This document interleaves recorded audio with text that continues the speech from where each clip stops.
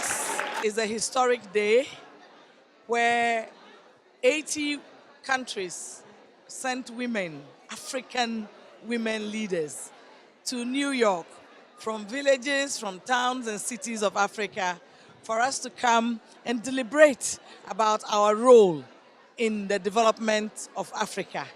I have never felt so blessed and humbled by the strength and power of the women I saw here today, former presidents, prime ministers, speakers of the House, ministers of state, civil society, all manner of women were gathered here today. And you can feel their passion, commitment, their sacrifice, their need to achieve, to be at the table and no longer in the kitchen acting as servants or subordinates, but as helpers, as shareholders, and as stakeholders of this moment. This is our time, women of Africa. I can feel the power of our ancestors who fought for us that we will succeed. And when we fall, we'll just dust ourselves up and get up again and move, because we can't stop because of tomorrow's child. We must get it right today. So we have made a call of action for us to all join together as a sisterhood, the network of African women leaders, to make a change, a difference, reframe, re-energize, re-change our plans so that we can be relevant in the development of Mother Africa. I say, power to the African woman, because this is our time and we are going to make it. We are not starting from scratch. We have always been leaders on the continent. Historically, even before colonization. During colonization, women were sidelined. And it was not the fault of the African community or the African culture, because we had been leaders already. But when our men started to fight for freedom on the continent, the Kwame Nkrumahs, Jomo Kenyatta, and all, women of Africa stood to the occasion. The Joyce Munjurus, the Rose Chiwambos of Malawi, the Winnie Mandelas of South Africa, the Albertina Sisrus of South Africa, and we became leaders. And we fought side by side. Challenges still exist, a lot of challenges. We have to achieve the Sustainable Development Goals. 80% of our women are locked up in poverty at grassroots. 130 million global girls are not going to school. For that to be addressed, for that problem, those problems that our fellow women are facing to be solved, we need a critical mass of leaders. And that's why we met here. And as a former leader, I know the challenges of getting into leaders, seeking for elected office. Women don't have the economic base to compete equally with men. Women don't have appropriate training. But more importantly, how are they being depicted? The scandalization, the abuse, the violence, the personal assault of women. Fake news is real. Women's leadership is under attack. We are only going to solve most of these problems if we unite and hold hands and move together and seek to participate, to sit at the table of policy formulators on the continent of Africa, so that issues of African women and girls are addressed. There is the need to transform Africa, and the transformation of the continent is not just about the men of our continent. It's about development, but it's about peace and security. The one who can do it are African women. So please tell the diaspora where you are that African women are mobilizing to transform and not to conform. Et nous avons en Afrique beaucoup de femmes dans tous les secteurs, dans tous les domaines, qui font un travail formidable au niveau de leur communauté. Que ce soit au niveau politique, au niveau économique, ou au niveau entrepreneurial, au niveau de l'éducation, au niveau même de l'agriculture, des communautés à la base, il y a beaucoup de femmes. Leur travail est dispersé, leur travail n'est pas visible. Il était important de les canaliser dans un espace qui puisse les accompagner, les soutenir, renforcer leurs capacités pour qu'elles soient plus opérationnelles et plus efficaces dans leur travail de leadership. Être leader suppose beaucoup de responsabilités, beaucoup d'engagement. Le monde politique est un monde difficile. Il faut savoir persévérer, avoir de la vision, avoir de la détermination et de la volonté, pas pour soi-même, pour sa communauté, pour toutes les autres femmes, pour tous les jeunes, pour toutes les autres populations. C'est très important. Il faut savoir où on va. Il faut poser des actes concrets dans le sens des attentes et des besoins des populations. Ce n'est pas toujours évident, mais avec beaucoup de volonté, avec de la détermination, on peut y arriver. It's a great day for all women all over the world, but especially in Africa, because it's an African leadership that is coming now, arising from here, from United Nations, with the collaboration of African Union and with the support of Germany as a country. We are all more than delighted to assist to this event. I think it is important because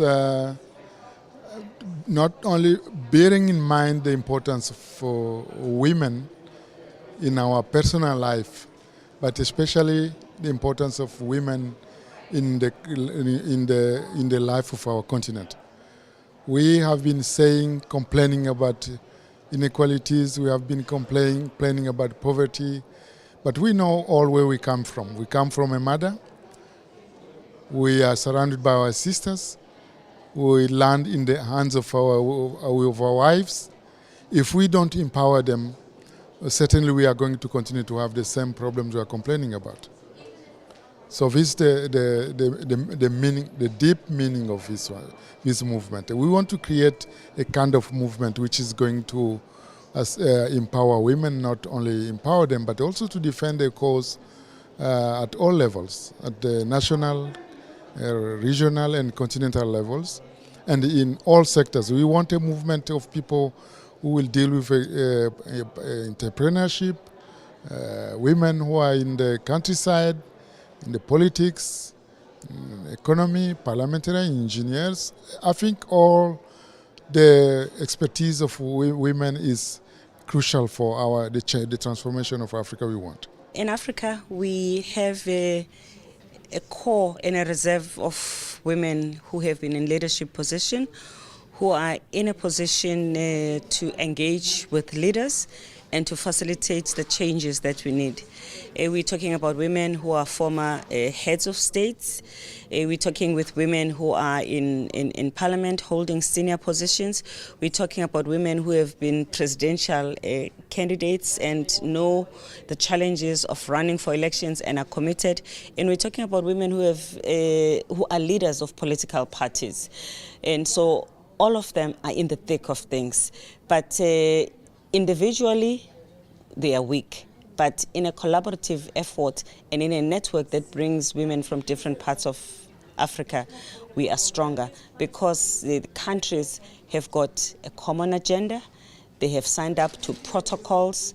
They have legislation that is being supervised at an AU level. So one of the first things for this network is the implementation of the positions that have been agreed to, which are not being effectively implemented. For instance, the fact that the AU has committed to 50% representation of men and women in all senior bodies of the AU.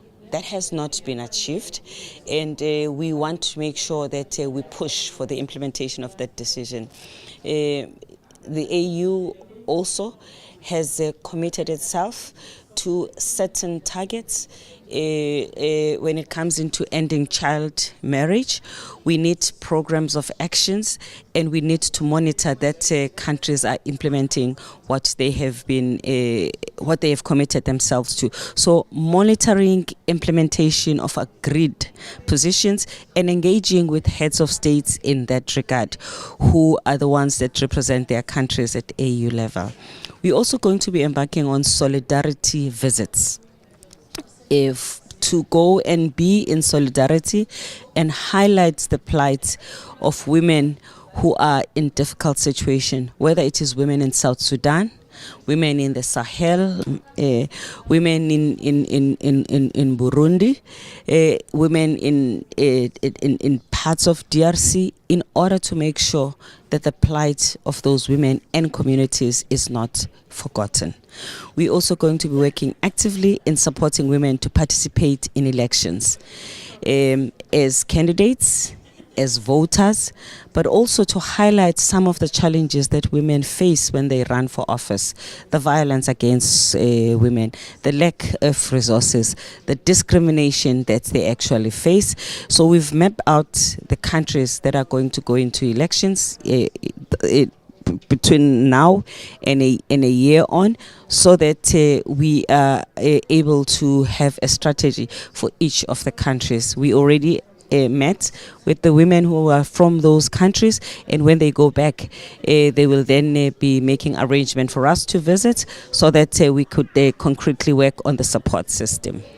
Norms and stereotypes that discriminate against women are a big challenge, not just in Africa, everywhere in the world, because actually Africa, when it comes into levels of leadership and participation in the women, is not the world's culprit.